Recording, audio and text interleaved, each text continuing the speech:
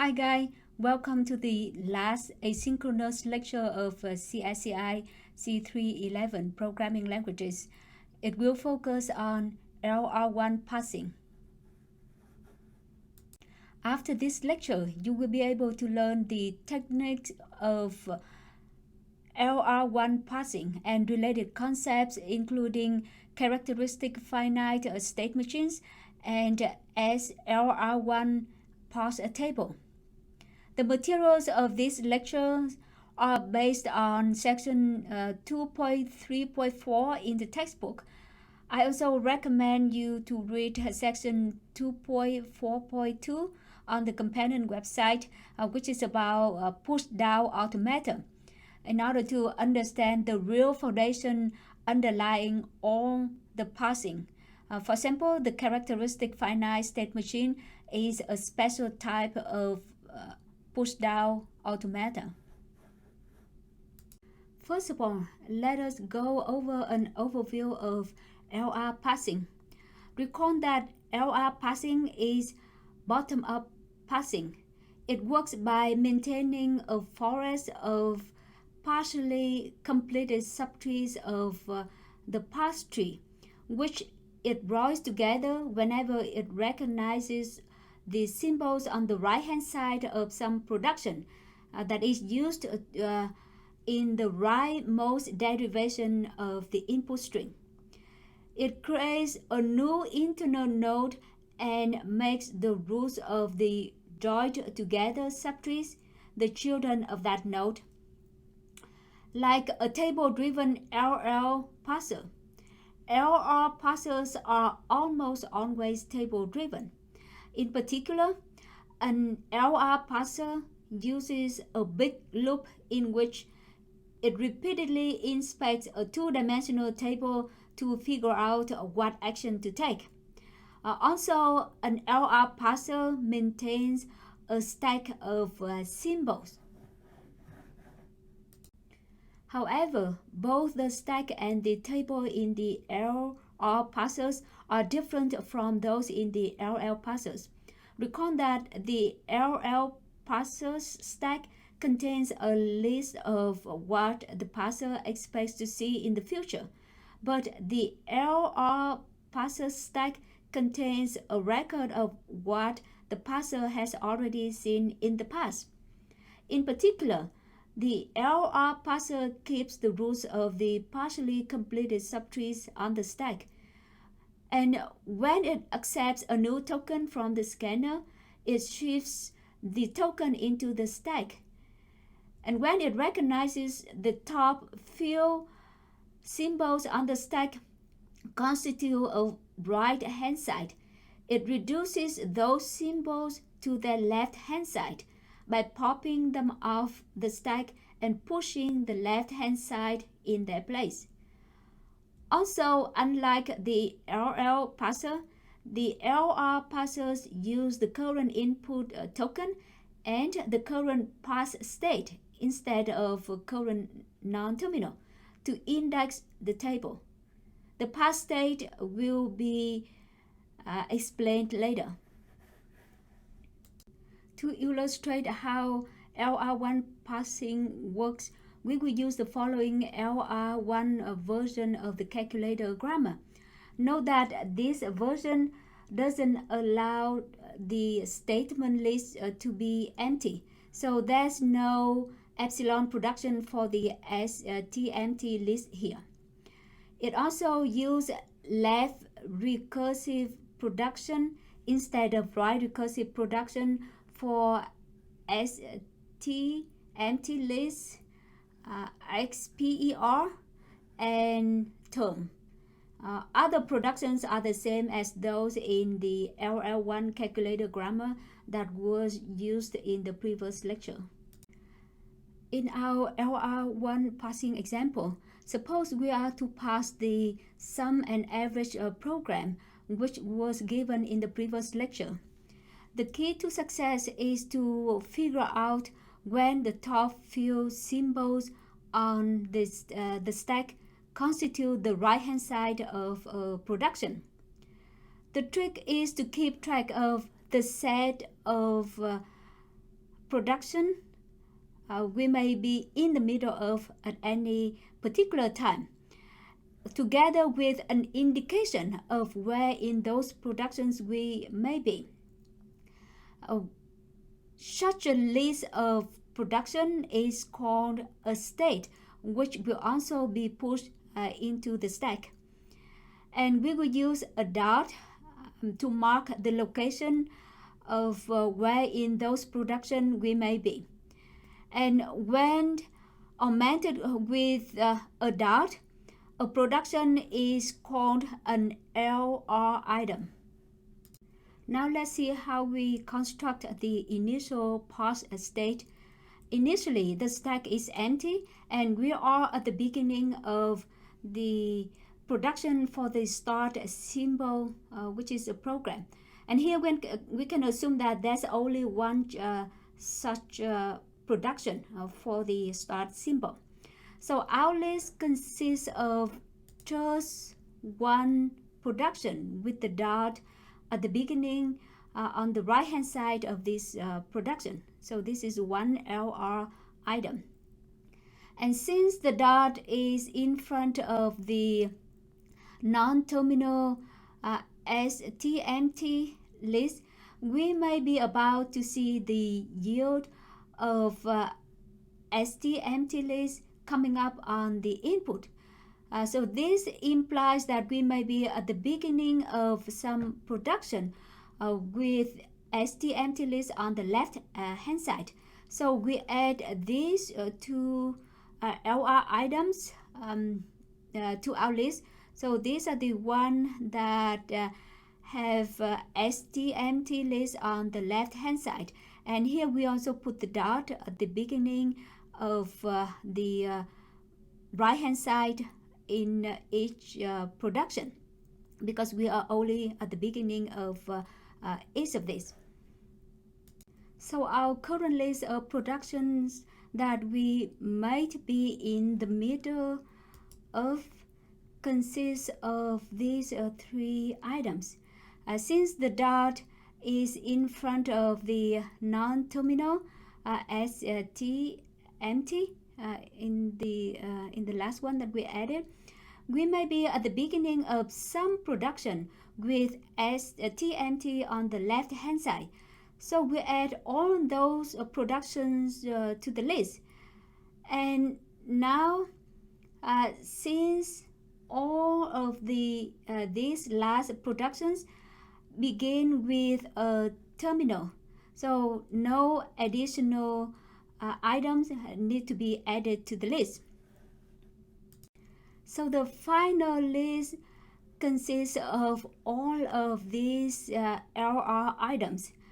This list represents the initial state of the parser, and we name it as state 0. So here 0 is just a name for this state that we can refer to later. The original item in the list, which is the first production, is called the basic of the list, and the additional items is closer. So here is the closest. After the initial state, we will move on to other states through the shift and reduce actions. As we shift and reduce, the set of items will change, always indicating which productions may be the right one to use next in the derivation of the input stream. It will reach a state in which some item has the dot at the end of the right hand side, then we can reduce by that production. Otherwise, we must shift. If we must shift, but the incoming token cannot follow the dot in any item of the current state, an error could occur. So at the initial state, which is state 0 in our LR1 example, we must shift because there's no item in the state 0 that has the dot at the end of the right hand side. When we are at a state 0 and the incoming token is read, we shift the token read onto the stack. And since the token read comes after the dot in this item of state 0, we go to the new state, which is called state 1. This state has just one item corresponding to the same production for STMT that we used to ship read, but with the dot move across the read token. And similarly, at state 1, we must shift because there's no production with the dot in the at the end of the right hand side. And now the incoming token is an ID associated with a variable A. So we shift that token onto the stack. And since ID comes right after the dot in the only item of the current state, we go to this new state, which we call state 1 prime.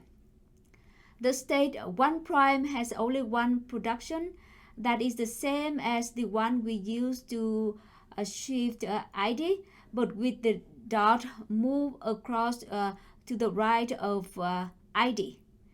So both state 1 and state 1 prime have just one basic and no closure.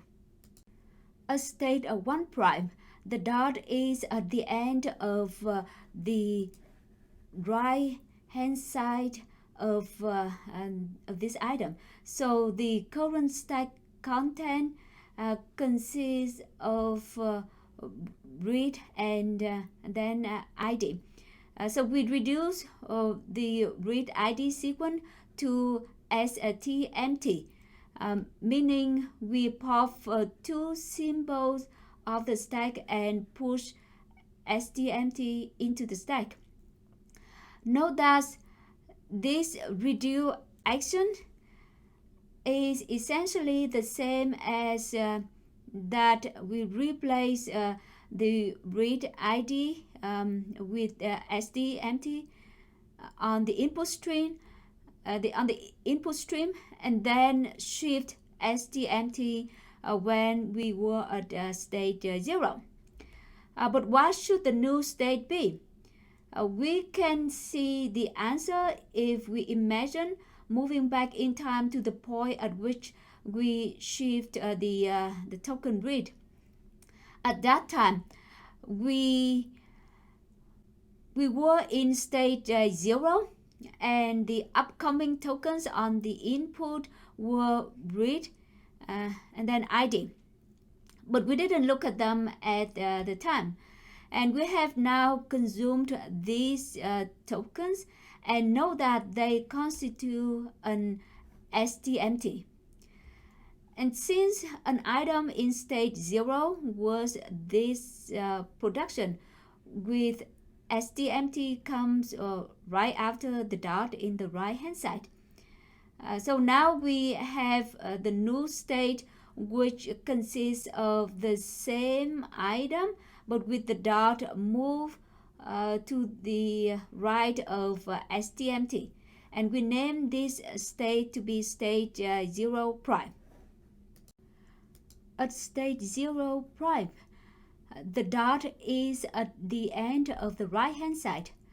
Also, the current stack content consists of just STMT, so we must reduce STMT to STMT list by popping STMT and pushing STMT list into the stack.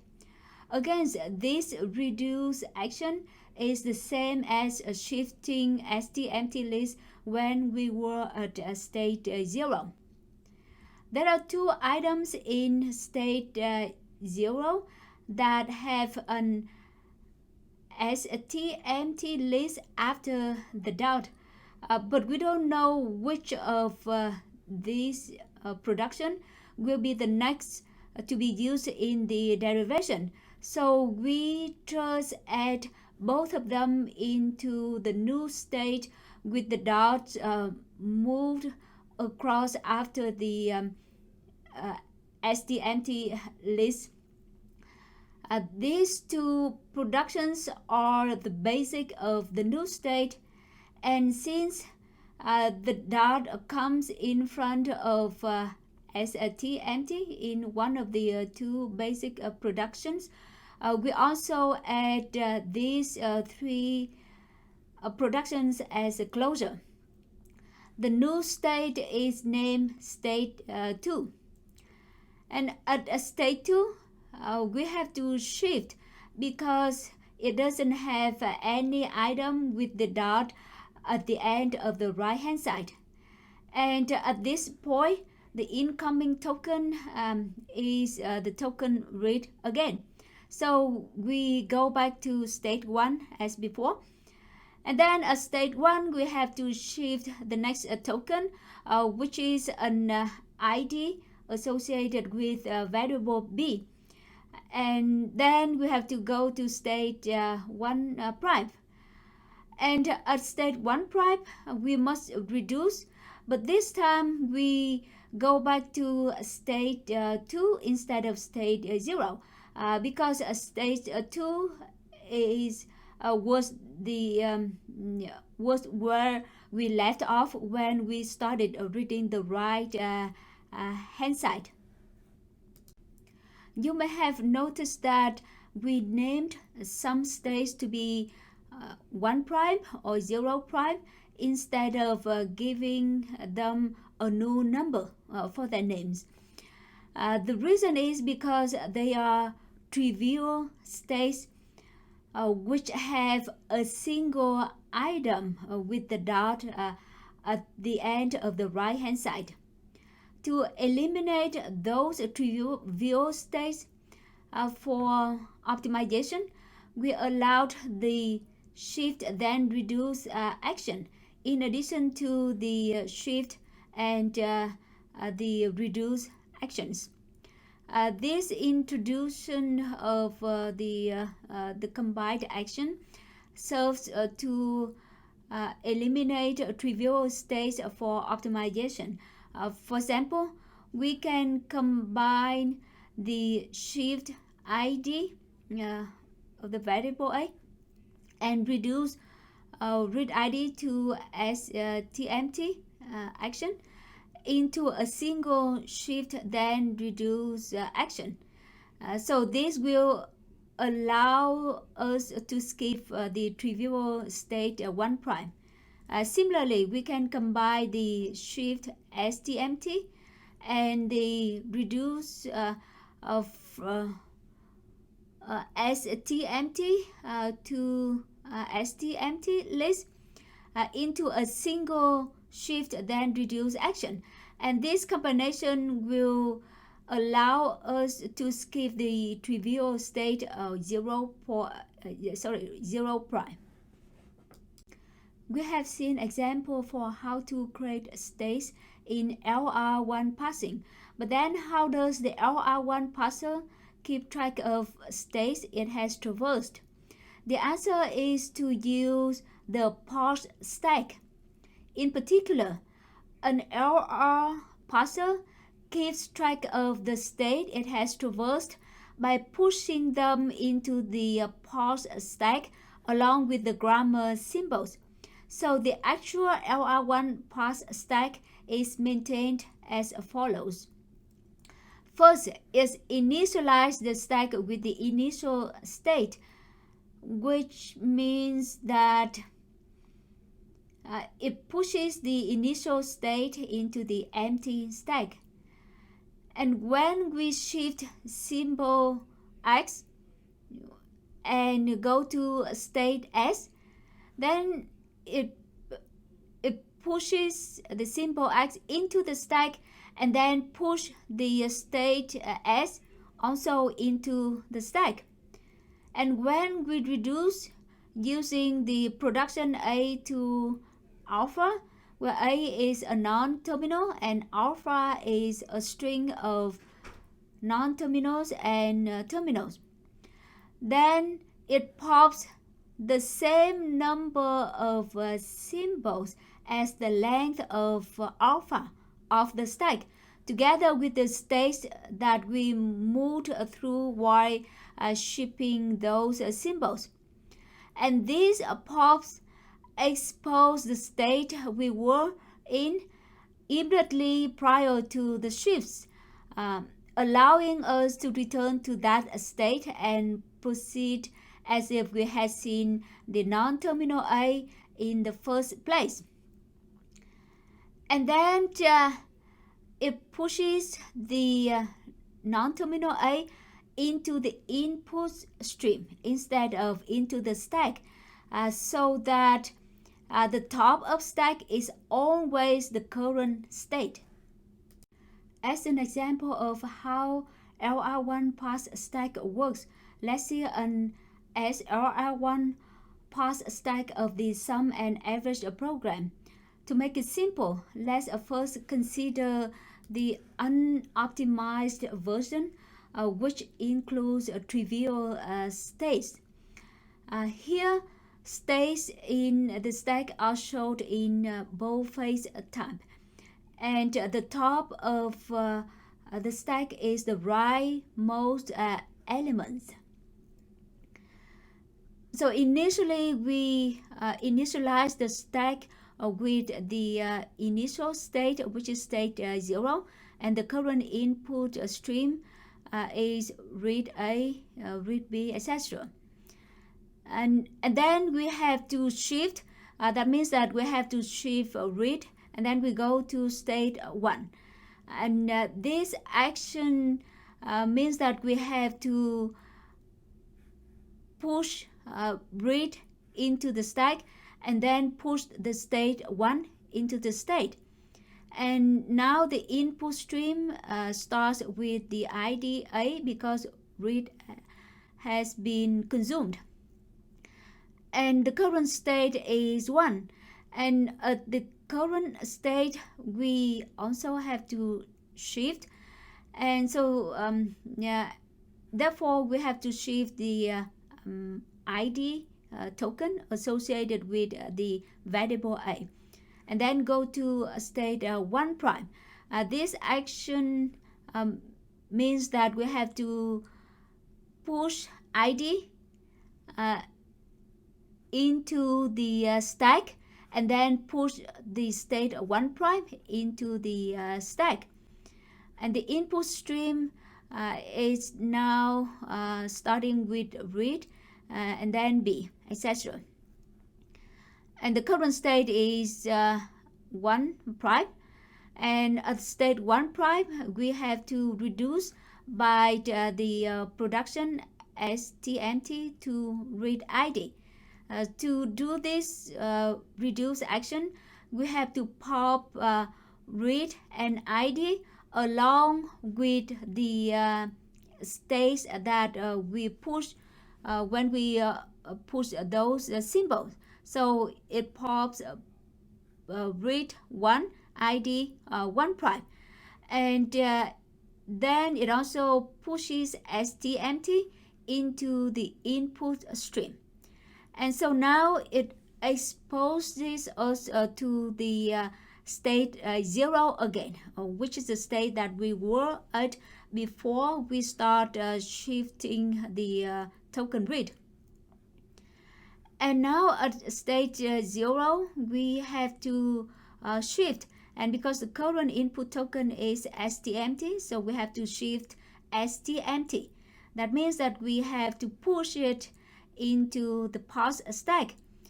And we go to state 0 prime afterwards. That means that we also have to push state 0 prime into the stack.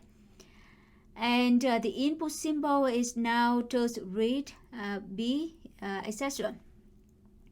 And at state 0 prime, we have to reduce by the production STMT to STMT list to STMT.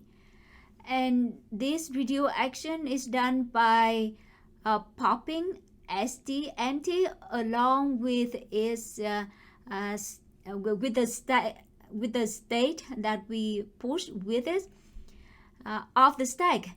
And then we also push the left hand side of the production into the input stream. And so now we are back at the state 0. And at state 0, we have to shift. And because the current input token is ST list, we have to shift ST list and go to state 2. And this action means that we have to push ST list into the stack and then push the state 2 also into the stack.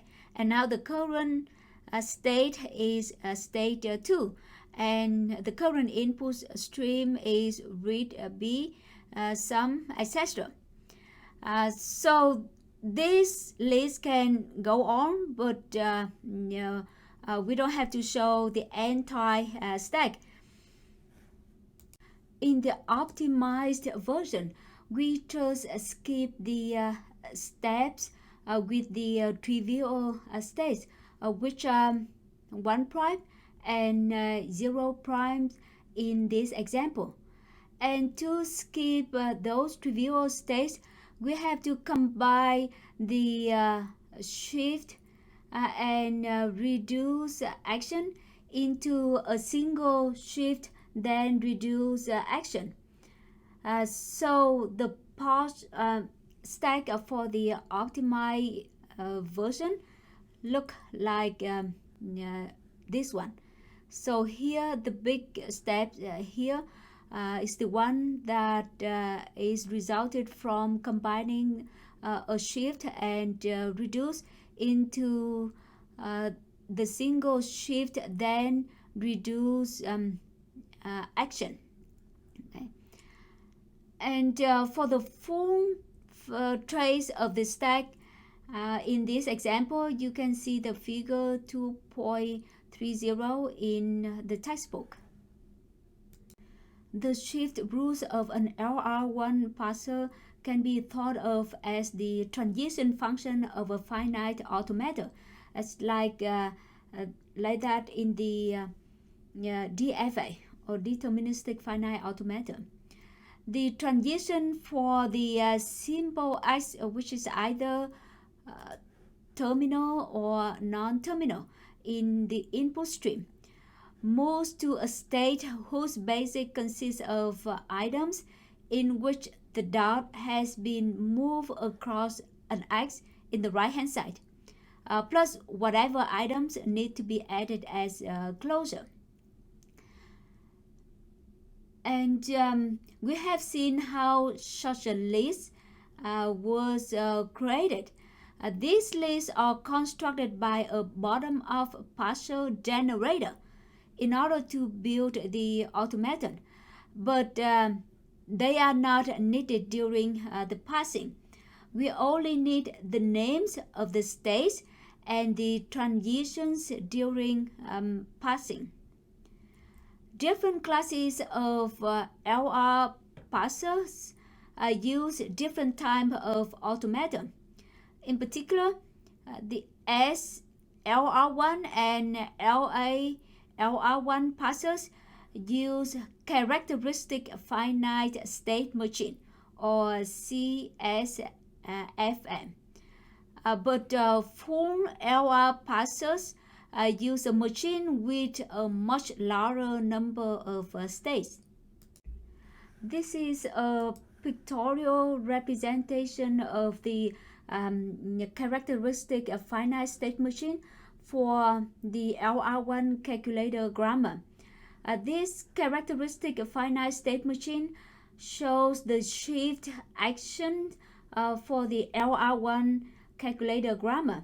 The reduce action and the shift then reduce actions are not shown in this diagram. So it starts at a state 0. So the start state here is 0, which consists of these LR items. The transitions from state zeros are described as follow. So on input ID, then it shift and go to state 3. On input read, it shifts and go to state 1. On input write, then shift and go to state 4. And on input st empty list, then it shift and go to state 2. Note that state 0 on input st empty, then it should shift and reduce, but the shift then reduce action is not shown in this diagram. The complete actions of the parsing for the LR1 calculator grammar are shown in this as LR1 parser table. The table is indexed by the top of stack state and the current input symbol, which can be a terminal or a non-terminal. Here, the input symbol names have been abbreviated for the sake of formatting. So SL is short for ST empty list, S is short for ST empty, E is short for EXPR, T is short for term, F is short for factor, AO is short for add off, MO is short for month of, and lead is short for number, R is short for read, W is short for write. The table entries indicates where to shift, which is indicated by the an S, or reduce, which is indicated by an R, or shift then reduce, which is indicated by a B.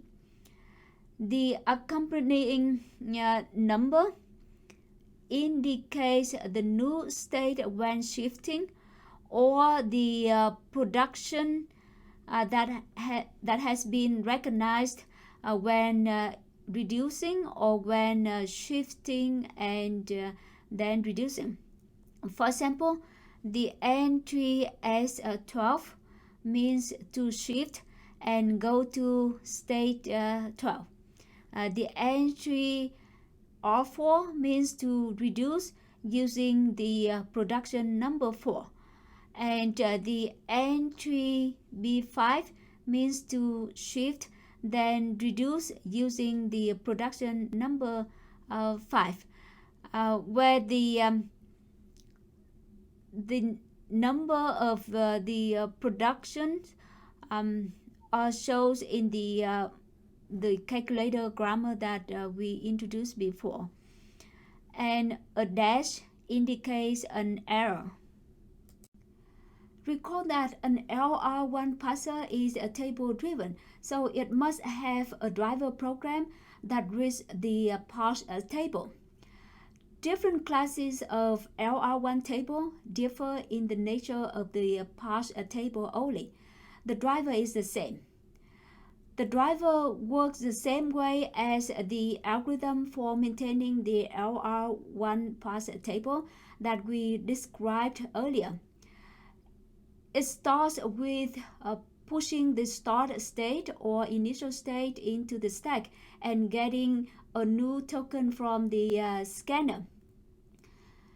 Then it enters a loop in which it picks at the top of stack for the current state, and then checks if the current state is the start state and the current symbol is the start symbol, and if so, it stops with success. Otherwise, it looks up the parse table for appropriate action based on the current state and the current symbol. If the action is shift and go to the next state, then it pushes the current symbol and then pushes the next state into the stack and then gets a new token from the scanner. If the action is reduced using the production A to alpha, then it pops 2 times the length of alpha symbols or states of the stack and then assigns the non-terminal symbol A to the current symbol. This assignment has the same effect as pushing A into the input stream and then getting it from the scanner. This driver shows only this driver showed on the right here is for the unoptimized version. It doesn't handle the shift then reduce action. For the optimized version, we still need to handle the shift then reduce action. The pseudocode for handling the shift then reduce action is very similar to that of the reduce action. The only difference is that when we have to shift then reduce using the production A to alpha, all but the last symbol in alpha have been pushed into the stack. So we just need to pop one less symbol and one less state from the stack. This block of pseudocodes for handling the shift then reduce action can be added right before the last else statement in the driver. The last else statement is to handle the case of syntax error. So you have reached the end of the last lecture. Congratulations and thank you.